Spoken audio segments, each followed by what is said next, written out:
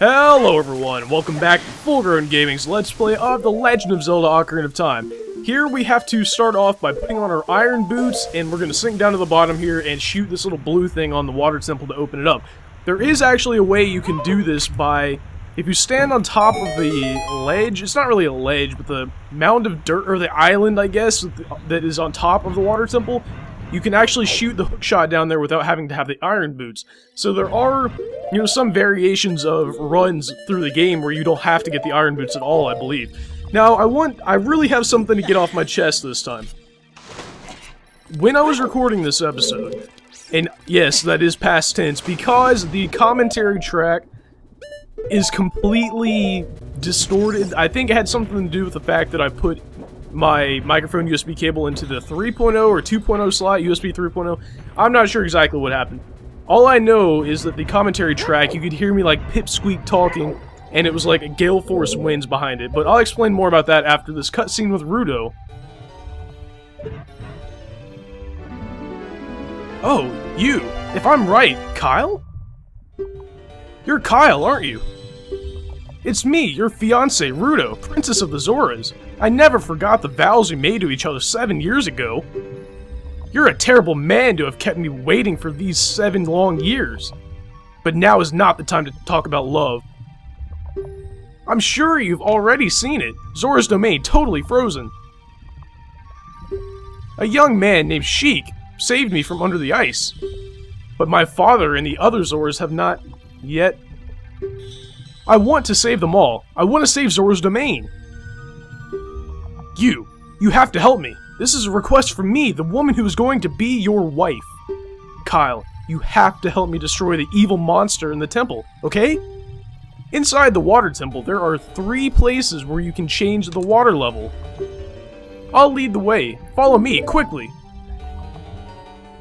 Anyway, it's kind of funny how I left enough time. Well, the thing is, I was actually doing live commentary, so it kind of still matches up even though I'm doing post-commentary. But anyway, I kind of like the fact that there are the thing with the water temple is you have to constantly be switching back and forth between your Kokiri boots and your iron boots.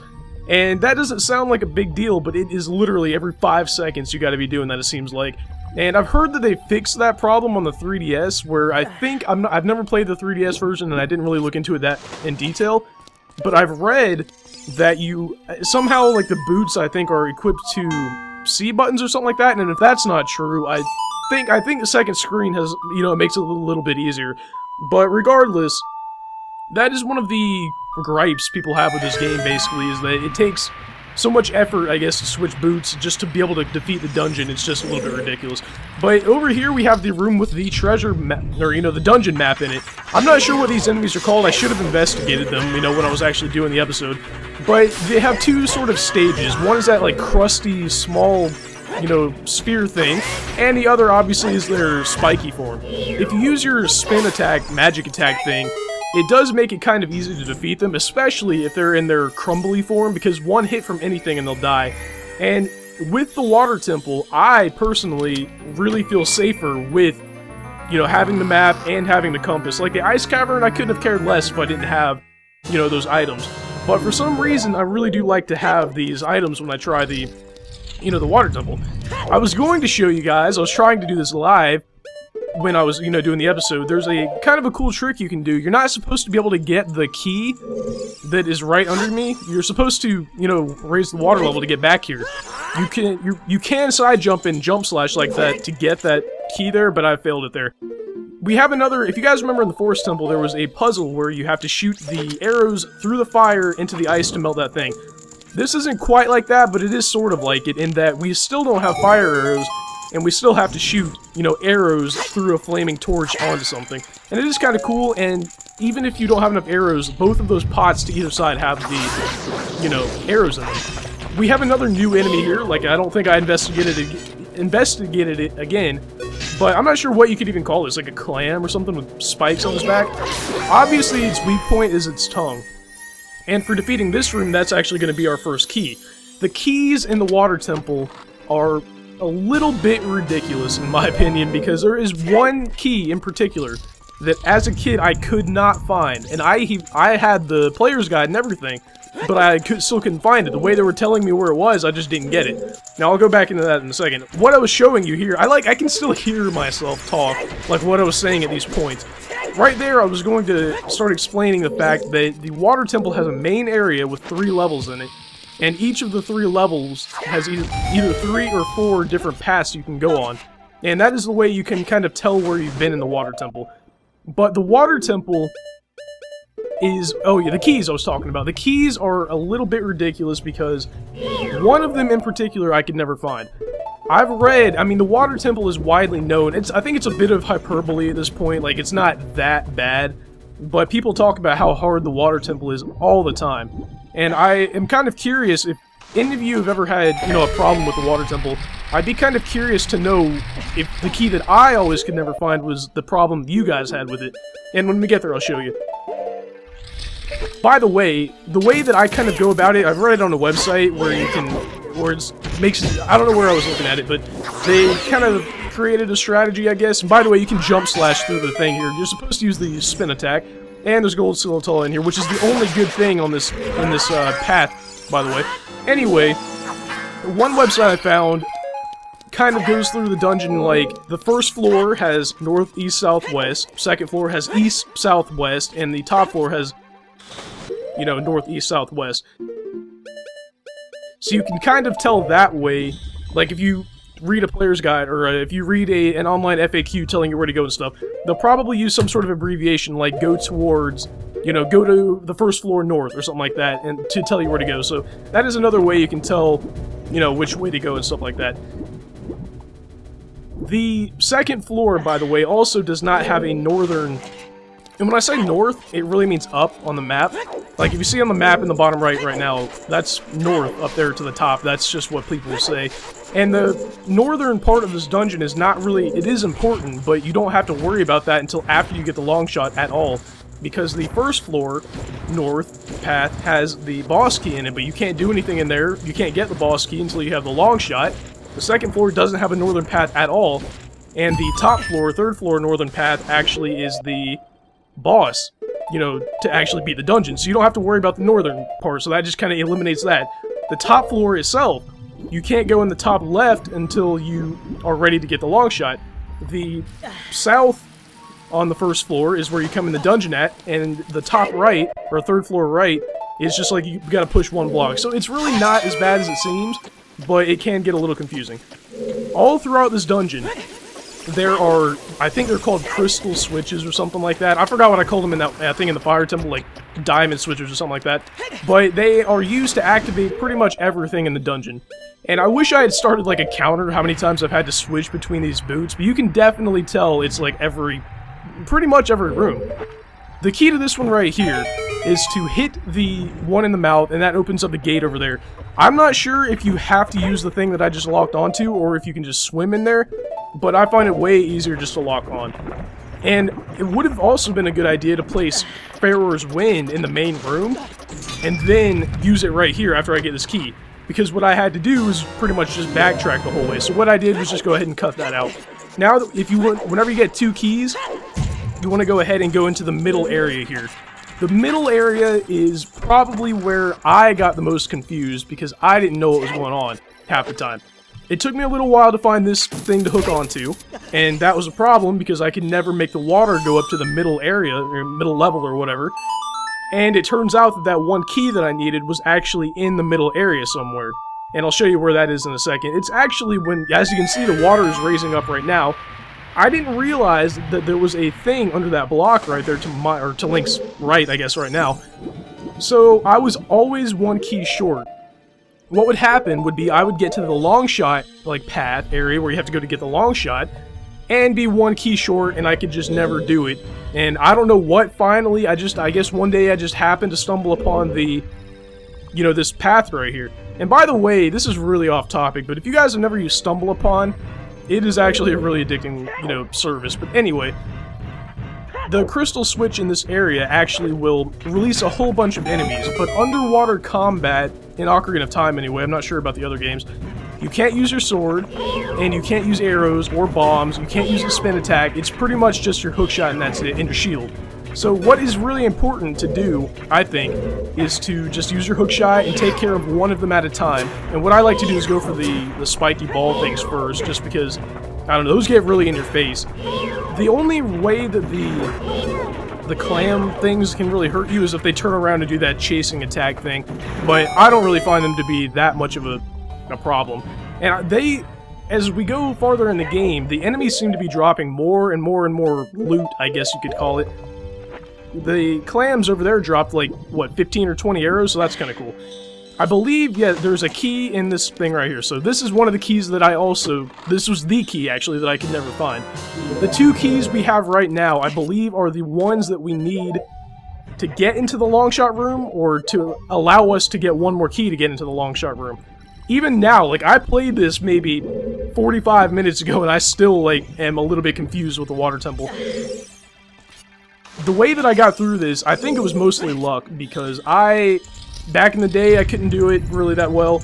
Even during when I was practicing for the episodes and stuff like that, I still had a little bit of a problem, you know, doing that. And also, by the way, the water level is at the medium level right now, you know, low, medium, high, it's at the medium level. What I should have done after this, I'm going in for the compass right now, what I should have actually done is go back, when we saw Princess Ruto for the first time, and when basically that room I tried to get to with that trick, there's a key in there. That is another key that I always forgot about, because I didn't realize I was going to have to go back up somewhere I had already, you know, been one time. You have to bomb the wall out there to get another key, and the only way to get there, without a glitch or, you know, an exploit really, is to use the water level and swim up there when it's on the medium level, which is where it was at right now. So pretty soon I'm actually going to raise up the water level to the 3rd level, which was a mistake because, you know, obviously I got through, I was going to go for the long shot, realized I didn't have enough keys, and then I had to go all the way back. Over here in front of me right now, by the way, all the doors pretty much have those long shot little things on top that you can latch onto. I never really understood the point, really, because, I mean, it's not that hard to just swim over there or jump over there or whatever. But this one right here, for some reason, this geyser right here always used to make me mad. Because that Tektite right there always used to knock me off. And he doesn't appear until the geyser's up there for a little while. So you think you're all fine, you're gonna go up, man, it doesn't turn out that way. And for some reason, in this episode, I had such a hard time playing the ocarina at these switches or stations or whatever, I just kept messing them up. But this switch right here will actually raise it up to the 3rd level, which would have been good. Like, I should have done that. That would have been perfectly fine. But I forgot to, like I said, get that one key. Over to on the 3rd floor left side, or west, or whatever you want to call it, that is the area where you need 2 keys from. And that is the area to go for the long shot. So pretty much your whole goal is to get to the 3rd floor left side with 2 keys. That didn't happen for me. What I ended up doing, I skipped that step, went straight for the top floor right, which there's actually a block that we gotta move over here. I believe if you don't move this block right now, it would have been another problem, because if you see where I'm pulling this block out from, eventually I'm gonna be coming in from the right, to Link's right, after I get the long shot way later. And if I hadn't pulled this block out right now, it would have been even more of a waste of time, because we would have had to raise the water level up to the 3rd level again. So there's just so many different, variables, I guess you could say, with the facts that you can change, the water levels. And what I ended up doing was just cutting it out until because at that point was when I realized I didn't have enough keys. So what I had to end up doing, that is go back and play it so it went all the way down, and then I had to go and play it till it went to the 2nd floor again.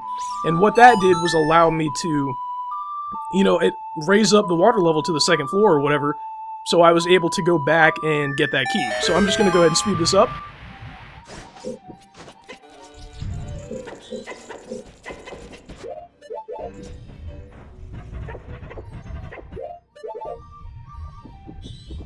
And here we go. Now, what I think might have happened, you need bombs, by the way, if I hadn't mentioned that. So if you didn't have bombs and you came here, you'd be like double screwed.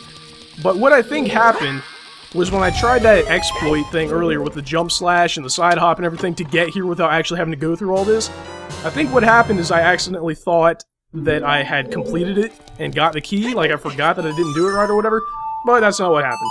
So after you get that, this is pretty much, I'm back on track now. There's nothing I have missed or whatever, or there might be, but there's nothing for the direct track to the boss or whatever, there's nothing that I've missed.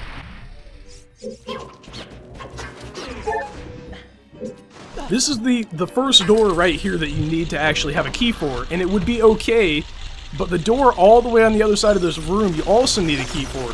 So that one key that I always missed, that was what kept me from going through that door at the top of this little waterfall. And for some reason I always felt that it's not really a puzzle, it's more of like a Link, I don't even know how to explain it, it's kind of like a Link-inspired platformer, if you know what I mean. You've got to use Link's items as like aids for your platforming, so I thought that was always kind of cool. Now there is a gold skeleton in this room that we can't get until we get the long shot. Now I'm going to go ahead and speed up this room because it's a really simple puzzle room that doesn't need too much explanation.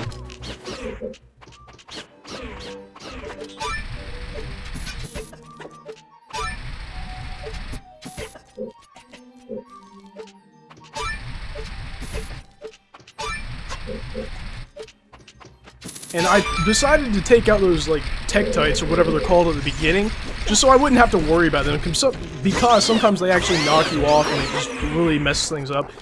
Here, look at this devious trap they designed. You're supposed to shoot the hook shot into that thing on the ceiling, drop straight into the Like-Like's mouth, or at least that's what I think they expected you to do. Watch my shadow.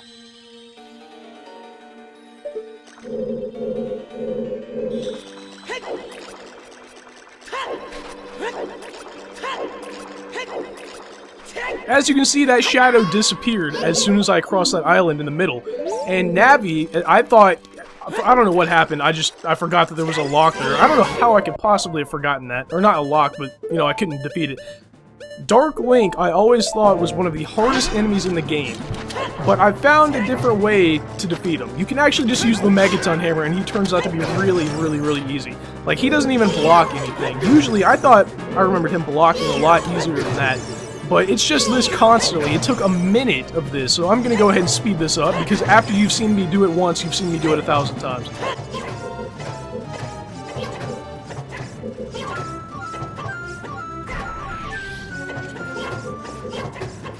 And there we go, guys. So Dark Link really had nothing, and I showed that you could use Din's Fire. So I know this episode was a little bit different, guys, but I want to thank you for watching this episode of Let's Play The Legend of Zelda Ocarina of Time, and I want to see you guys back for the next episode.